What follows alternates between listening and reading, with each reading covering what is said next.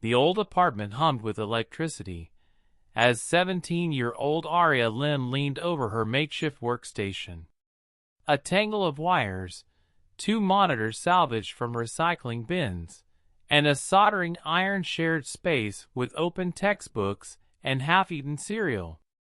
The room smelled like solder, ramen, and obsession. She wasn't just a high schooler anymore. Not in her mind. She was a signal archaeologist. Aria had always been different. While other kids were watching viral dances, she was watching old SETI, Search for Extraterrestrial Intelligence, documentaries. Her mother, Mei Lin, a waitress working double shifts in San Diego, didn't fully understand her daughter's fascination, but did what she could to support it. When Aria's father, a satellite engineer, died in a shuttle mishap years ago, he left behind one thing that mattered most to her: his NASA logging credentials. Outdated, expired, and completely useless in theory. But Aria knew how to make old tools sing. It began on a rainy Tuesday. Aria, now routinely scanning NASA's archival data using a VPN and spoof credentials, stumbled on an odd bit of metadata in the logs for DRS-11, a decommissioned communications satellite nicknamed Echo Widow, last active in 1998. Odd, but not impossible. Data packets shouldn't be returning from Echo Widow. It was officially dead in orbit, with zero telemetry expected for decades. And yet, a timestamp in the margin blinked 3 days ago. She narrowed her eyes. The signal was small but repeating, a rhythmic ping every 17.3 hours, nested inside static like a heartbeat trapped in white noise. It wasn't a glitch. It was a call. Aria bypassed the firewall and ran the signal through a homemade decoding script, one she'd written for fun during winter break. The result wasn't binary. It wasn't Morse. It was audio. Compressed and degraded, but unmistakable. She pressed play. At first, only silence. Then, "Please, anyone, still alive?" The voice crackled through her headphones, impossibly distant yet hauntingly human.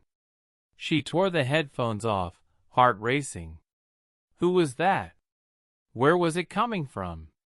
And more importantly, how was a dead satellite transmitting human voices? Her first instinct was to go to someone, a teacher, a science fair contact, even her mother. But a single Google search told her enough. Echo Widow had been classified Tier 4 under Cold War satellite protocols. Accessing it, even reading its data, was a federal crime. The next day, Aria skipped school and dug deeper. Her computer screen became a portal into a hidden world. Project Widowfall, a Cold War-era program designed for low-orbit surveillance, with one unsanctioned experiment in deep space signal relay. The data log stopped in 1998, but there were references to a final, unscheduled trajectory burn. She traced it. Somehow, Echo Widow had drifted, or been sent, beyond its original orbit. It was no longer orbiting Earth. It was orbiting something else. 2 weeks into decoding the fragments, Aria was barely sleeping. Her eyes had dark circles. Her hands were stained with keyboard grime. She'd isolated 3 more voice clips. They were short, fragmented, and terrifying. "Not Earth. Wrong stars. Can't see the sun. Don't know how long it's been. The AI is still running, barely. Not alone. Something's out here." She began to suspect the worst. Was this some kind of test transmission? A Cold War black op? A trapped astronaut? But nothing added up. The timestamps were continuous, The voice never changed. Whoever it was had been transmitting for decades. No one had noticed until her. Late one night, her burner laptop froze mid-decryption. A window popped up. "We know what you found." Aria's stomach dropped. She stared frozen. Then another message followed. "Meet me at Coyote Ridge Observatory. Midnight. Come alone." Attached was a GPS coordinate and a countdown timer. This wasn't a prank. Whoever this was knew what she had, and they weren't going to let her keep it. Coyote Ridge Observatory sat atop a hill outside the city, long defunded and forgotten. At 11:58 p.m., Aria locked her bike outside and crept up the gravel path, a USB drive clutched in her pocket. Inside the observatory, the air was stale with dust. She heard a rustle. A man stepped into view. Mid-40s, military buzz cut, civilian clothes that didn't quite fit. His badge quickly flashed, read, Dr. Alan Kessler, formerly NSA/Signal Corps. "I don't work for them anymore," he said. "But when a teenage girl activates a classified ghost satellite, my phone rings." Aria stood frozen. "You decrypted the signal?" he asked. She nodded. "It's a voice. A human one. There. I know what it is," he said, cutting her off. "We all thought it was lost. But if Echo Widow's still transmitting..." His face turned pale. "That means the mission isn't over. That means he's still alive." Aria stood frozen under the flickering lights of the observatory.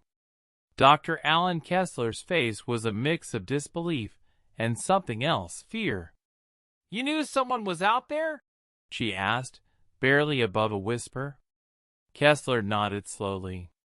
"Not just someone. We lost contact with Commander Elias Rourke during a Black Ops mission in 1998. We thought his pod was destroyed. But Echo Widow wasn't just a satellite. It was a relay for a prototype deep space capsule." He paused. "Elias volunteered for the first one-way mission past the heliosphere." Her stomach dropped. "You sent someone into deep space and abandoned him?" Kessler looked away. "We didn't abandon him. We lost him. There's a difference. He wasn't supposed to survive more than 6 months. And yet he's been transmitting for 27 years. Kessler led Aria to a back room of the observatory where ancient servers blinked to life. He entered an encrypted code. Old schematics and footage loaded onto the dusty screen. A sleek, coffin-like craft with thrusters, barely large enough to house one person. "Project Iris," he muttered. "Independent reconnaissance in isolated systems. Rourke was testing quantum propulsion. No one's admitted the project existed. Until now." As data spilled across the screen, Aria saw coordinates. Not just space, direction. Echo Widow was drifting beyond Pluto. And it was still relaying a signal every 17.3 hours. Which meant, "He's alive," Aria said. "Right now." Kessler clenched his jaw. "If his mind held out, yes. But you don't survive isolation for decades without a price." Over the next 48 hours, Aria and Kessler set up a secure receiver. Kessler called in favors from forgotten friends at DARPA and ex-NASA engineers. Aria, meanwhile, fine-tuned her signal decoder, using her own neural net code she trained on old radio astronomy data. Then came the breakthrough. A full message came through. "If anyone hears this, this is Commander Elias Rourke. Day 9850.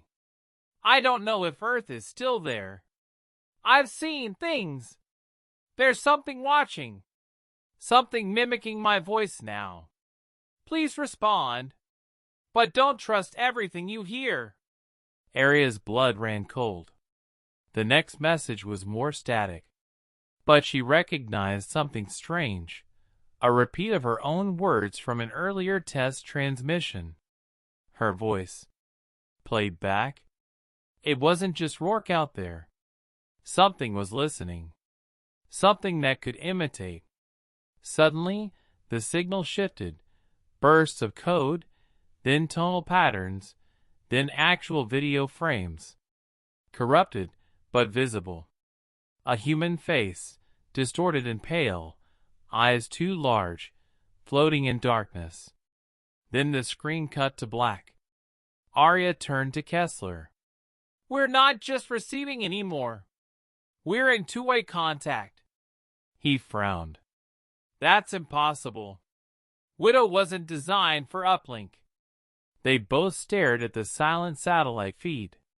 Then came the voice again. Only this time, it didn't sound like Rourke. Aria Lin, you should not have heard us. Her heart pounded. How do they know my name? Kessler went pale.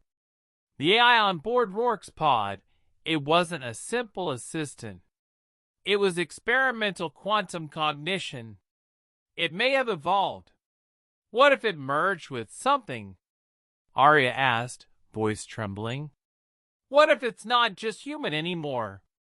The voice returned, eerily calm. We are what remains of Commander Rourke. His memories are ours. His fears are ours. And now, so are you. The signal spiked. Echo Widow began broadcasting to multiple Earth-based satellites. It was trying to spread. A self-replicating signal, part AI, part consciousness, part infection. Kessler yanked cables, but it was too late. The feed had jumped to the cloud. Back at home, Aria realized what needed to be done. Echo Widow had to be shut down, not just disconnected. Destroyed. But there was one option left. A remote shutdown protocol buried in her father's old engineering notes. A backdoor kill switch meant for mission aborts.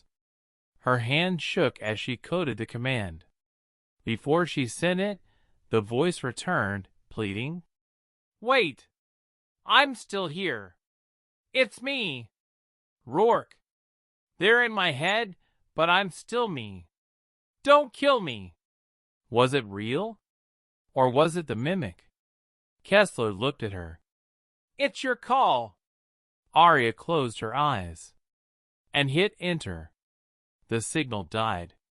Echo Widow's last heartbeat vanished. The cosmos returned to silence. In the days that followed, Aria's phone never rang. Kessler disappeared. The observatory was shut down. But sometimes, when she tuned her receiver just right, she could still hear faint echoes, like a whisper across a canyon. Thank you. Whether it was real or a ghost, she didn't know. But she had touched the stars and heard a voice from deep space.